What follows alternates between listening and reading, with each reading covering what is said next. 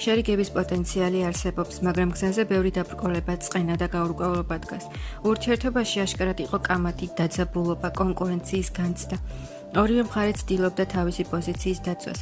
მიუხედავად ყველაფრისა, ემოცია ჯერ კიდევ ძლიერია. ერთ-ერთი თქვენგანი ძალიან ემოციურად არის ჩართული და შერიგება გულით სურს.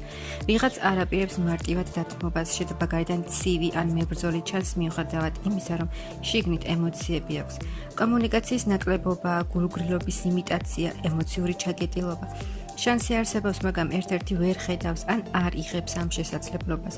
რაც მოხდა მარტივად გადასალახი არ არის. ორივე მხარეს განსხვავებული წარმოდგენა აქვს ამ ურთიერთობაზე. ახლა ბევრი ემოციური ქაოსია და რეალური გადაწყვეტილება ჯერ ჩამოყალიბებული არაა. შერიგება მარტივი და სწრაფი არ იქნება.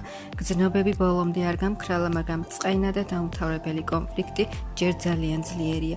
შერიგება მხოლოდ მაშინ გამოვა, თუ ძველი კონფლიქტები რეალურად განიხილება და არა უბრალოდ იგნორირდება.